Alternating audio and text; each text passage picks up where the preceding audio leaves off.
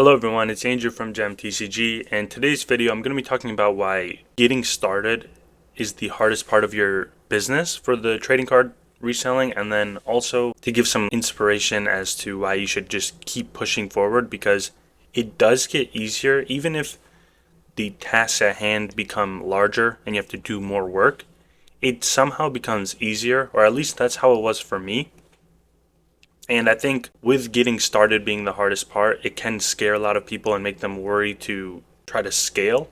So hopefully this video will kind of make you feel better about those problems that you have in the beginning, so that way you can keep moving forward and then keep growing your store. And also, just one thing I want to ask is, I'm currently looking for a PC and I need your guys' help. I don't know, I'm not too familiar with that stuff, so if you guys could comment some good gaming PCs that you could get for a good budget. I don't want to spend over $500 if that's even possible. I don't know, but just let me know down below what your tips are for that, because that would help a ton. And any specific PCs with links, that would be great. So back to the video. The first thing I want to talk about is the startup costs. Now this is probably the hardest part for most people, because if you're just starting off, you're not willing to, or not that you're not willing to, but it's hard to justify spending $100 on a thermal printer, and then you got to spend probably $50 to $100 on shipping supplies, and then you got to spend money on cards, which luckily if you are a collector you would already have cards for sale or that you can use to start selling with.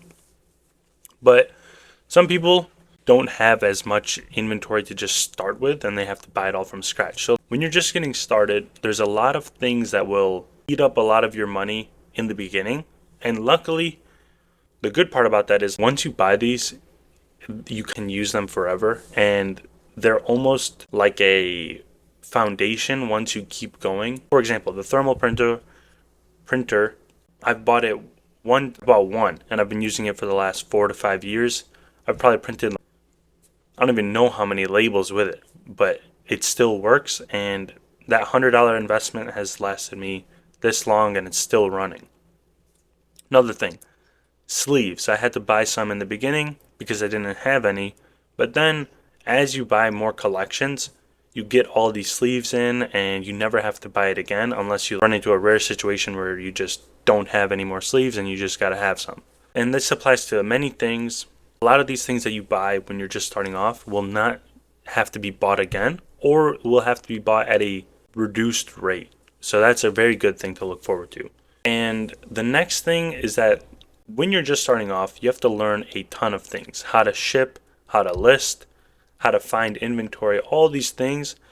And learning is definitely one of the slowest things that you could do, because it's all brand new to you. If you're just starting this, I'm sure most of you have not sold anything online or shipped anything to other people that you don't know.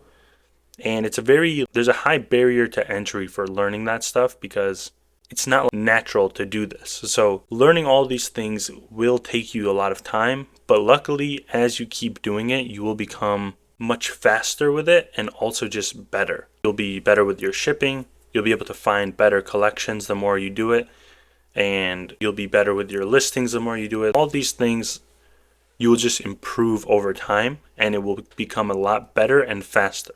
So that's the second thing, is learning. It's a very slow process, but obviously as you go on, the amount that you have to learn kind of slows down. And then the next one, in terms of financial risk, is since you are just starting off, more people, or the more scammers, target newer sellers, which is just a very unfortunate thing.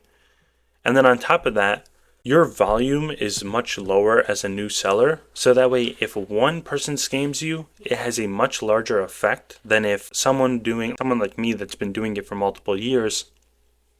If I get scammed by one person, it's like a drop in a pond or whatever. But if you're doing 5 sales a week and then one person scams you, that's a huge percentage of your sales, and it's going to become very dreadful when you have to go through that, and you just made $10 in profit, but then you got scammed for $50. It's very hard to go through and very frustrating. I know that when I was first starting off, and not even just scams, but like dealing with losses. If you ship something and it gets lost in the mail or it gets damaged, when you're just starting off and that happens to you and then you have to refund them, it's very daunting and it'll make you feel very bad. But then as you go on, it still sucks, but it's almost like it's just part of the process and it's just part of the business cost. Like a few months ago actually, I shipped the Kingdra EX PSA 10 card, a promo one, shipped it to eBay authentication, and then 2 weeks later the buyer messaged me. He goes, have you shipped this out yet? There's been no progress in the tracking. And I was like, shipped it out the day of the order. And make a long story short, 4 weeks went by, no update. Luckily the buyer was pretty patient with me and willing to let it go on. But at the end of it, I had to refund him $350, and that card was lost. So to someone just starting off, that would be a very difficult thing to go through. And even for me, it sucked. I don't want to refund someone. It sucks to refund someone $350, but that's just the way of the game, and that's just how some things go. And while it still sucked, it was easier for me to deal with that considering the amount of sales I have versus if someone was just doing smaller amount of sales and that was probably their most expensive card and all of that. So your risk becomes much more, I guess, not frequent, but it plays a larger role when you're just starting off because of that low volume. And then next thing that I hear a lot of people talk about when they're starting off and their concerns on continuing to do it is that they are worried to buy and list more inventory because they're worried that doing more sales they just wouldn't have the time for it. And to an extent that makes sense. Obviously, if you have only 30 minutes of free time a day, you can't be scaling your business to do more sales because you won't have the time to fulfill those orders and do those listings. But one thing I've noticed, especially with the market kind of cooling down lately, I used to get 40 sales a day, 40 to 50 honestly on good days. And lately I've been getting between 15 to 25 a day. So almost 50% decrease in the amount of orders I've been getting. And what I've learned is that me doing 15 orders a day versus doing 50 orders a day almost had the same time that it took. And it sounds weird because it's like you're doing almost 3 times as much orders or even 2 times as much orders, but it's taking you the same amount of time. And I think this is something very important for you all to be aware of, is that some of the most time-consuming parts or hardest parts to do is just get started on the day with your orders and do that whole process of pulling all the cards, prepping them all for shipment, and then actually shipping them. It's not comparable to say 1 order a day and 10 orders a day is going to take me 10 times the amount of time. It'll probably take you 2 times as much time. And this is because what I mentioned earlier, getting those things started, getting your orders set up to print the labels, getting your cards pulled, getting all the shipping supplies ready, doing all that takes a lot of time. And those are one-time things. But then actually pulling the cards is a certain thing, but it's not that much more time-consuming to that scale. And I think that's very important because if you understand that and you find systems to make it less time-consuming to do your orders, then scaling it should not be a problem and you should be able to handle it. Because if I could do 50 orders a day, I'm sure you guys could as well. So don't be afraid that scaling your business would make it too time-consuming to maintain. And then the last thing I want to talk about is sourcing inventory. When you're just starting off, it's hard to find these connections and people to buy from because you're a new person, you don't have any references, but also because it's just like you don't know where to look and you don't know who to reach out to and all that.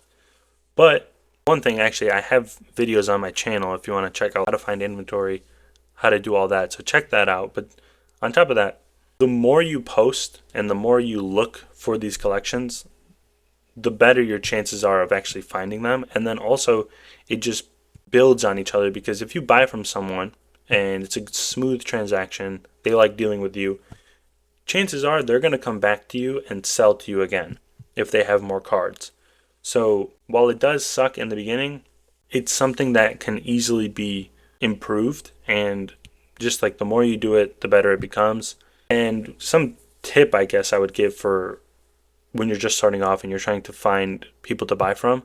One big thing is put a picture of yourself on your profile picture if you're buying on Facebook, because nobody likes buying from someone if, actually, most people would not prefer to buy from someone if their profile picture is just like some graphic art and then their profile has no information. Like it puts a barrier of security and comfort. So if you put a picture of yourself and you actually look like a real person on Facebook, it'll be much easier to find people to sell to you. So I think that's very important, and I know a lot of you guys don't want to put yourself out there, but it's kind of the way of the game, and you just have to do that. So that's that. And then actually, while I'm speaking of buying collections, the marketplace I'm working on, it's been making a lot of improvements, a lot of progress, and I am hopeful that it will come out within the next week or two. Obviously, it's going to be a bare bones marketplace and as much features, and I have taken into consideration all of the comments you guys have left on what you would like in them. So those won't be added, or most of those won't be added yet, but they will be added in the future because you guys had a lot of great suggestions. And also, if you're watching this, let me know if you have other suggestions for what you would like to see in that marketplace for buying and selling collections. It's not really, I'm not building it to be a second TCG player or a second eBay. I want it to be specifically for buying and selling your collections at a percentage of market. So that way you don't have to go through Facebook or Instagram or all these social media platforms to find collections. And that way you can just go on the website, see all these collections available, and easily get more inventory. And if you're interested, just, I guess, subscribe and keep an eye out because I will be making a video once it's actually launched. So stick around for that. But those are all the tips for this video. And just to sum it up, getting started is the hardest part about this business, and just take that as a notion to keep going and not let it steer you away from growing your store because you're worried about these things not improving or just still being hard. So hopefully you guys found this video helpful, and comment those PC things please because I am struggling looking for one. But thank you all for watching, and I'll see you all in the next video.